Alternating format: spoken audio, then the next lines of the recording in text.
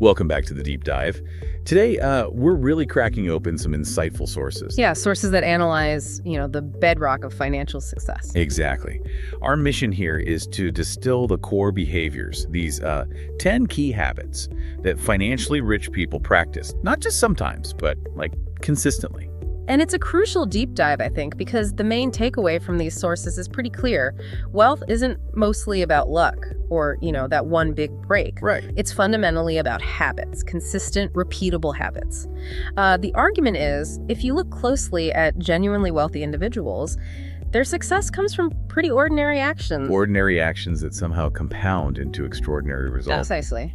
So if you've ever felt maybe overwhelmed by all the financial advice out there, or just wondered how regular people build significant wealth, well, this deep dive should offer a shortcut. A shortcut to understanding the, let's say, operating manual. Yeah, the operating manual of the financially successful. Mm. We want to get beyond just listing habits and explore the how and the why they actually work and stick. Okay, let's do it. Where do we start? Let's start with the absolute foundation, something often called financial hygiene.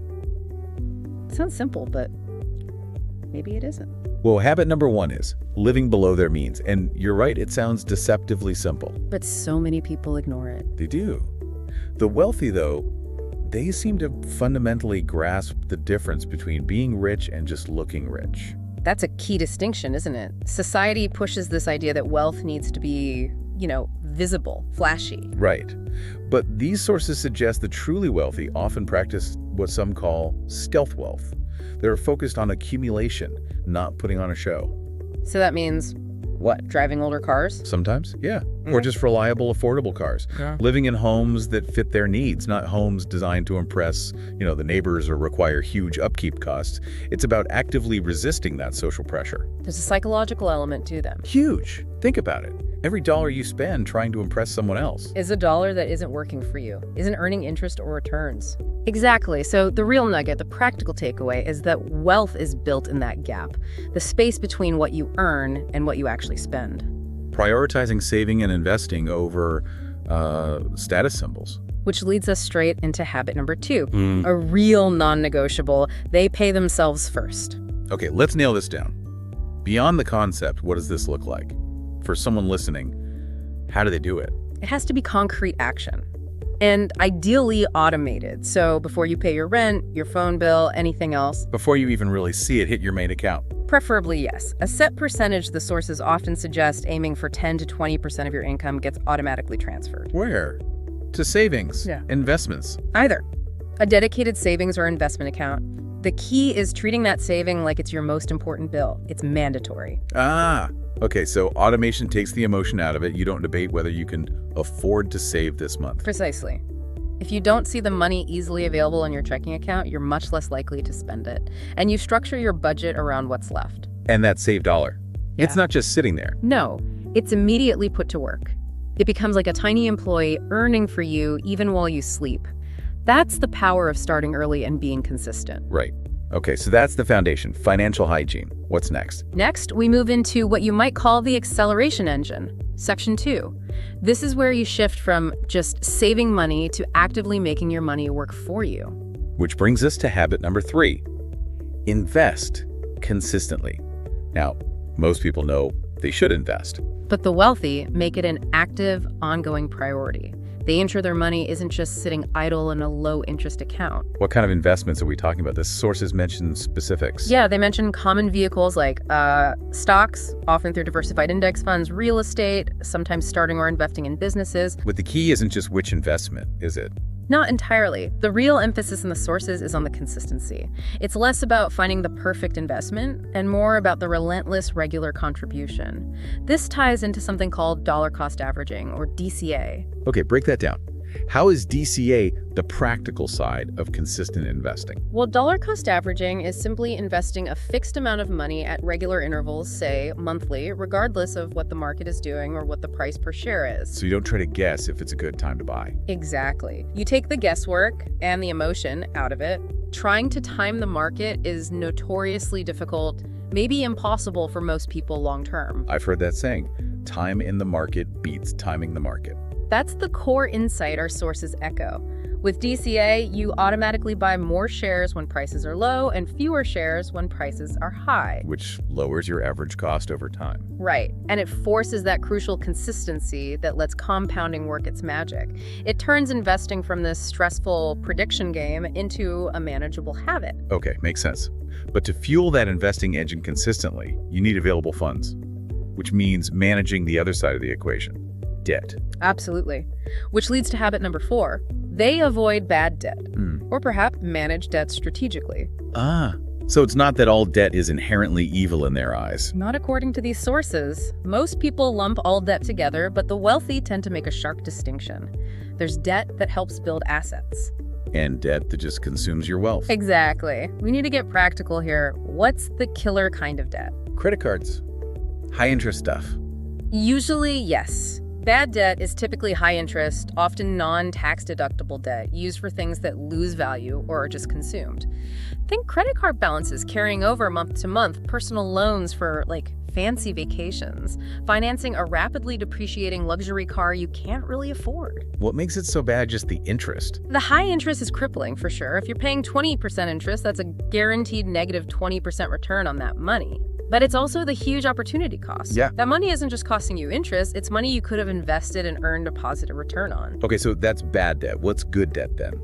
Good debt is typically viewed as leverage. It's borrowing money to acquire an asset that has a good chance of appreciating in value or generating income. Like a mortgage on a rental property. That's a classic example. Or maybe reasonable student loans for a degree that significantly boosts your earning potential. The key is that the expected return on the asset, or the income generated, should outweigh the cost of borrowing. So they use debt as a tool, not a crutch. Precisely. A tool to accelerate wealth building. They control the debt, it never controls them. Okay, that clarifies the debt picture. Moving on, Section 3 seems to shift focus more towards mindset. Yeah, the strategic mindset. Because the mechanics are one thing, but the underlying thinking is critical. Habit number 5. They learn continuously. This seems like a big differentiator.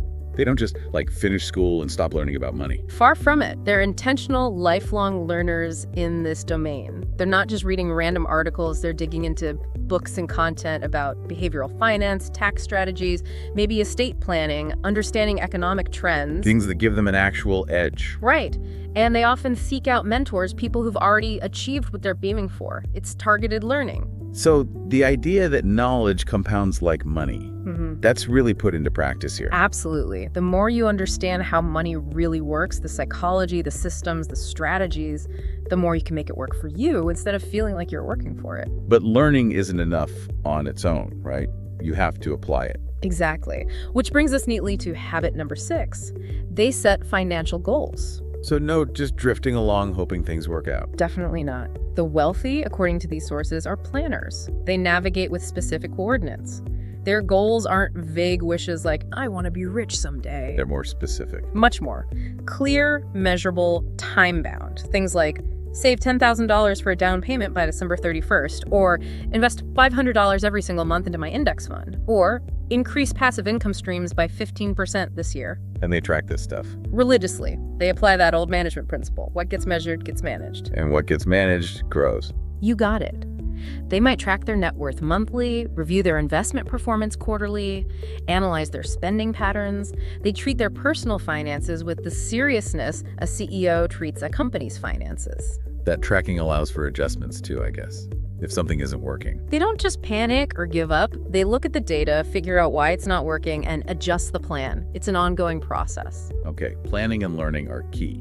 Now, Section 4 seems to be about scaling up, expanding the reach. That's a good way to put it. Moving beyond just optimizing a single salary. And habit number 7 sounds pretty ambitious. Build multiple income streams. The sources mention a statistic here, right? Yeah, it's often cited the average millionaire reportedly has 7 sources of income. 7? That sounds exhausting. How is that even possible? Well, we need to break that down. It's almost certainly not 7 full-time jobs. That would be impossible. Okay, so what kinds of streams are we talking about? Think categories. You might have your primary active income from a job or business, then maybe another active stream like a side hustle or consulting gig. Then semi-passive streams like rental income from property or royalties from creative work. And then truly passive streams like dividends from stocks or interest from bonds or savings. Ah, so it's a mix. The goal isn't just more money, it's diversification of how you get money. Exactly. And it's about leverage. Once you build significant passive income, your time is decoupled from your earnings to a greater degree. Which gives you stability, right, if one stream dries up. You're not totally wiped out. It provides stability, more avenues for growth, and ultimately more freedom and control over your time. Even starting small, turning a skill into a small side income, can be the first step. And building those other streams, especially businesses or investments, often involves other people. It does, which leads directly to habit number 8, network with like-minded people. That quote, "your network is your net worth," gets thrown around a lot. Sometimes it feels a bit cliche. It can sound that way, but the sources suggest the wealthy take it very seriously and act on it intentionally. How so? What does networking look like for them, practically? It's not just about collecting contacts on LinkedIn.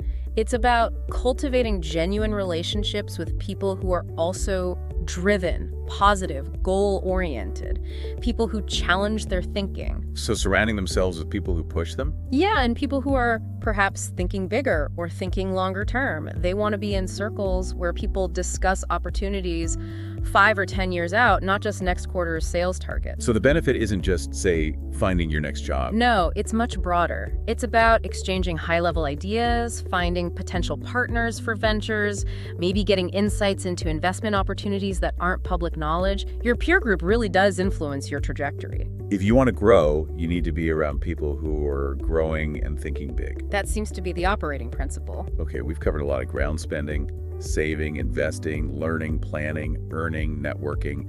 What's left? The final section, maybe called the X factor, it's about the inner game, the psychological skills that make all the other habits actually stick, especially when things get tough. Right, because money isn't just numbers, it's deeply emotional. Incredibly so. Which brings us to habit number 9, practice gratitude and discipline. Gratitude. That seems maybe counterintuitive when talking about building wealth. It might seem that way, but think about it. Discipline is obviously crucial. It's the ability to delay gratification, right? To save instead of splurge. Okay, makes sense. Gratitude, the sources suggest, is a powerful psychological tool that actually supports that discipline. If you're genuinely appreciative of what you already have, you feel less need, less compulsion to constantly chase the next purchase for a quick hit of pleasure. So gratitude helps combat that consumerist urge, that desire for instant gratification. Exactly. It fosters contentment, which provides the emotional stability needed to stick to the plan, to play the long game. Discipline gets you started. Gratitude helps you stay the course without feeling deprived. It creates a mindset of abundance rather than scarcity. Well put. A mindset ready for more without being desperately needy for it right now. Okay, that connection makes sense. And the final habit, number 10. The one that often separates the ambitious from the truly successful? Take calculated risks. Right. You hear that you can't get rich by playing it totally safe. Pretty much impossible to build significant wealth without taking some risk. And this is critical, or it's not about reckless gambling? It's calculated risk. What does that mean in practice? How do they calculate it? It means doing your homework. Due diligence. They study the investment, the business idea, the property deal. They understand the potential downsides as much as the upsides. They seek expert advice. They try to understand the odds. Yes, and look for asymmetric opportunities, situations where the potential upside significantly outweighs a manageable potential downside. They prepare, they plan for contingencies. And what about failure? They must fail sometimes. Of course. But crucially, they don't view failure as the end of the world. It's seen more like expensive tuition. A learning opportunity. A very valuable learning opportunity. They analyze what went wrong, extract the lessons, adjust their approach, and they try again. Playing it too small keeps you comfortable, maybe, but it likely won't make you rich. Wow. Okay, so those are the 10 habits, from basic spending control all the way to mindset and calculated risk. Quite a spectrum, isn't it? It really is. So if we synthesize all this for the listener, what's the absolute core takeaway? I think it's crystal clear from these sources. Financial wealth isn't really about luck or magic. It flows directly from deliberate choices, from discipline, from consistency, and from mastering your own financial psychology. And the encouraging part is, these are behaviors, things anyone can start working on. Absolutely. These are skills and habits that are fundamentally within your control right now, regardless of where you're starting from. Okay, so as we wrap up this deep dive, let's leave everyone with a final thought. The sources really emphasize this underlying belief. Money grows where habits flow. A powerful idea. It is. So if you listening really internalize that idea, and you look honestly at your own financial life right now, what is the single most crucial habit from this list? The one maybe you've been avoiding, or the one that needs the most immediate attention that you need to establish starting this week to genuinely begin transforming your financial future? That's the challenge. And remember, you don't have to perfect all 10 overnight. Start small with that one crucial habit, automate what you can, hold yourself accountable, and just watch how those small, consistent actions start to compound. Powerful advice. Thanks for diving deep with us today. My pleasure. Until next time.